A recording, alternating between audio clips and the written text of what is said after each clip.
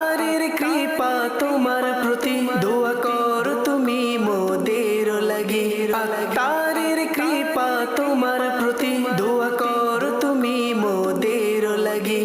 আল্লাহর কৃপা তোমার প্রতি দোয়া করো তুমি মোদের লাগি।